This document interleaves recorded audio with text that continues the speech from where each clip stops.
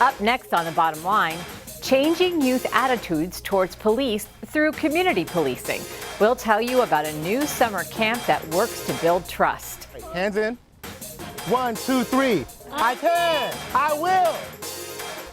Montgomery County government partners to help raise $10,000 for Warrior Canine Connection. And Montgomery County has always prided itself in the fact that we're a national leader, and this is another example of that. And we'll meet some real-life angels. What are your gifts that you can share? Because the sharing is just wonderful.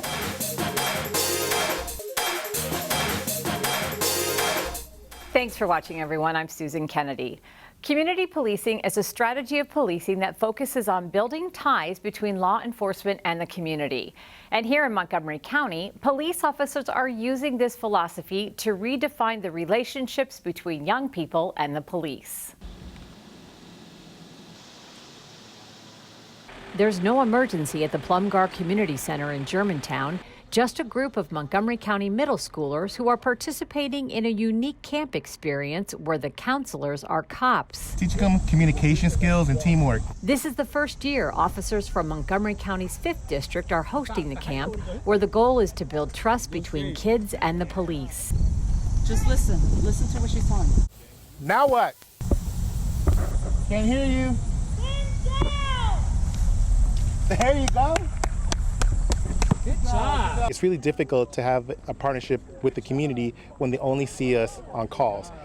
You having to depend on somebody else, and then you could not turn around to help someone else. And generally, it's a negative thing. Car accidents, domestic violence. So they're in a different place, we're in a different place. And as we're having conversations, they're like, oh, wait a minute, you guys are people too. In order to build that trusting relationship, that's what it's about. And it's a totally free camp. We've had food donated.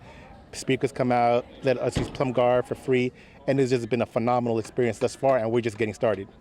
And this is my partner, basically, so I'm going to tell you a little bit about what we do on a daily basis. To kick off the week, the campers were introduced to Gator, a 12-year-old quarter horse who is an official member of the Maryland Park Police Mounted Unit. So we use them for daily patrol. We also use them for parades, special events, a lot of special events we do. We use them for crowd control. How much do you guys think he weighs? 1,000? Yeah, probably close to 1,000. And they spent time learning about what it takes to be an EMT. After you're done picking up somebody, do you always clean your stuff, like every single time? Yes, so after we run a call with a patient, we decon the entire back of the ambulance, the cot, everything with like bleach wipes. The police communicate with the kids important life skills like leadership, teamwork, and a winning attitude. Everything is not just about like getting everything right. You'll make mistakes. You'll do some bad things, but you don't want to do you want to try to stay on the right and just pay attention, learn, listen, and try to stay focused as much as you can. Councilmember Craig Rice represents the Plumgar community. He stopped by the camp to encourage the kids to work hard and be their best. So please just know, seriously, this isn't some song and dance. This isn't something where I'm just giving you empty words. I believe in each and every one of you. I really do. I care about each and every one of you as an individual, and I know that you are going to succeed and do great things. All you have to do is just believe in yourself and know that there are no limitations. Think about that. Someone way up here in county government cares that much. And guys, that's what it's about. And for the campers, well, this up-close and personal experience with law enforcement is giving them a new perspective on police work.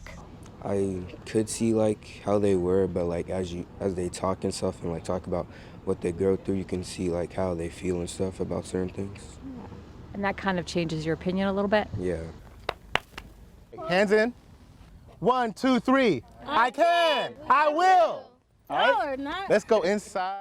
There are more than 45,000 veterans who live here in Montgomery County, and there are several nonprofits in the community who work to provide assistance to those vets when they return home. This month, a Montgomery County agency is working to support one such nonprofit where every dog has its day. These puppies are about to embark on an important mission. In about 2 months, they will begin duty as future service dogs for veterans. The pups are part of Montgomery County nonprofit Warrior Canine Connection, which makes its headquarters in Boyd's. Warrior Canine Connection uses dogs to help veterans overcome stress from combat, helping them to reconnect to life after war. We're really pleased to be able to use the training of these dogs to get veterans involved in the training and learn how to relate to the dogs, learn patience, get them out in the community, because the dogs have to be taken out into the community and just, reconnect them with, their families, themselves, and their surroundings. Montgomery County is a big supporter of this nonprofit, providing grant money on an annual basis. And this month, Warrior Canine has partnered with the county's Department of Alcohol and Beverage Services and Tito's Vodka to raise money for the organization, which I have been a part of for the past 5 years. Melissa Davis of ABS met me and my service dog in training, Jackie, at one of their stores to talk about this promotion. So throughout the whole month of August, for every bottle of Tito's we sell here in our retail stores, Tito's is donating $1 to Warrior Canine Connection. Our goal is to hit $10,000, and I think we'll be very close to that. And that will run through the 31st of August. That $10,000 will help cover the costs of raising the service dogs. Yount says there is currently a 2-year waiting period for veterans who apply for a dog. At Warrior Canine, the veterans themselves participate in training the dogs for a fellow service member, which in turn helps them transition back into civilian life. Live by myself, single guy raising this, service dog in training. So he's kind of, he's my buddy, he's my best friend. So we every morning get up, breakfast, and we have our routine together. Go to work and work with the service members, and I spend almost every moment with them. So it's tremendous. We're able to use the dogs and the training of the dogs as a way to have them practice patience. And if you want to learn patience, you don't learn it out of a book. You have to practice it. And I guarantee you that these dogs are able to give you opportunities to practice patience as you're teaching them to turn lights on with their nose. And training the dog requires positive emotion, positive affect, to praise the dog effectively, for the dogs to learn these important skills and retain it. Often coach veterans who are emotionally numb. To train this dog, you're going to have to practice almost like a Richard Simmons type voice. Puppy! Puppy, puppy, puppy! Oh, what a good boy you are! Council Vice President Sidney Katz made his first visit to Warrior Canine to learn more about this program that the county has been a supporter of since its inception in 2011.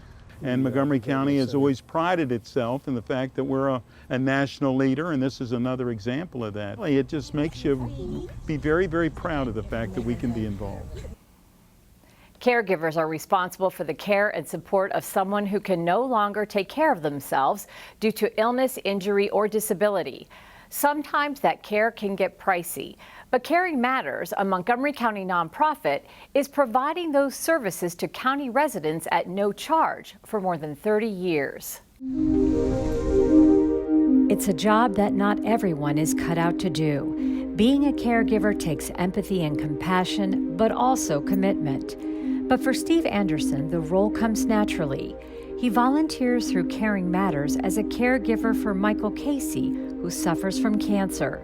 I'm at ease in circumstances of crisis and illness, and so I can be that calming presence and where other people might be anxious. The two immediately hit it off. Steve took a genuine interest in Michael's life. He makes sure he gets to the doctor, takes him to the grocery store, and just pays attention to his all-around well-being. At one point, when it was clear Michael's cancer was getting the best of him, it was Steve who took the initiative to get Michael moved to Oak Manor, where he would receive the care he needed. Michael and I have come through 3 or 4 hospitalizations for him, and I think, like any relationship, the time came when Michael decided maybe he could trust me and trust my counsel. And so this last time, we got out to the bank because he had saved enough money to pay for his own cremation. And we put that contract in place, and he was in bad shape. If it wasn't for him, I don't know where I'd be. I have my down days, and he seems to lift things up for me, and just hang in there, Michael. It's going to work. We knew that the gift was to be there. That's that's what they're told in training. It's not about you, it's not about me, it's about them. Michael also receives regular visits from Margie Rosario. She's a retired oncology nurse who wanted to continue her work in medicine when she retired. The Volunteer Helping Hands program was a perfect fit for her. And I was so impressed by their training, being in corporate for as many years as I was, being in meetings, conferences. There was nothing like the training that this organization does. They are so on top of everything. They have everything on time. It was just amazing. And I said, okay, this is where I want to be. She originally stepped in to help Michael as an occasional backup for Steve, but the relationship has grown into one of trusting friends. Hi, how are you? Hazel Strayhorn spent much of her career working in management. She says she's much happier in her role as a Caring Matters volunteer. How else would I get to know Shahi, who are dealing with a very difficult time of life in a very graceful and admirable fashion. It's inspiring. Good morning, Mr. Brown Eyes. She supports the Ahmed family. Shahid Ahmed has Parkinson's and is bedridden and no longer very responsive. He was once an architect, and he is originally from Pakistan. It can be exhausting for his wife, Shahida, but Hazel provides empathy, compassion, and most importantly, friendship. The first thing, of course, is when she talked to me and asked, what my husband used to do before he got sick and stuff, and what are his interests. And I said he's an avid reader, and by profession he's an architect. And the next time Hazel showed up with the books from the library, all architecture books, building books, and she was showing it to him, and it's unbelievable. When my son and my daughter-in-law came from work, I told them, look at that. Hazel will tell you that volunteering with the Ahmed family has enriched her life. She has learned about the Pakistani culture and the Muslim religion, and the two women discuss the similarities and differences in their families, and in doing so, make important connections that they take back into their communities. A lot of people don't know, how Pakistan is. Through her, I am giving a message, and she may talk to other people about that. Like if she hears somebody saying, "Oh, Pakistanis are not literate," or whatever, she can say, "No, I met a family. They are different." So people make opinion of who they see, what they experience, and so it's been my pleasure to learn about those differences.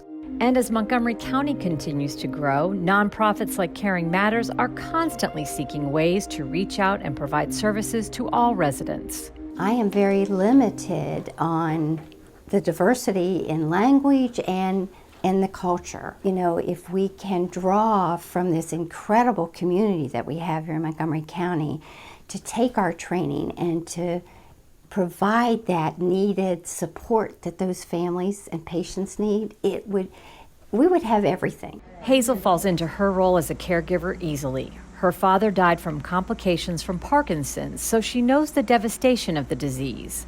Even though I have great empathy for the family and for what they're going through, I still don't have the emotional attachment that people in the family have. So I can look at things from that kind of perspective. But she also knows she has to use that experience to give back, something she says everyone is capable of. What are your gifts? Like that? Does that feel good? What is it that God has given you that you can share? Because the sharing is just wonderful. And Steve Anderson and Margie Rosario feel the same way. This is my friend. I think of him as my friend. I don't think of him as my client or my patient. Some people live in a world with a lot of coincidences or accidents. Others of us live in a world with miracles. It's the gift that that volunteer brings with them. When it's not about them and they look outside themselves to see, how can I be in that person's space and then want me to be here? That's the gift. Well, that does it for this edition of The Bottom Line. For County Cable Montgomery, I'm Susan Kennedy. Thanks for watching.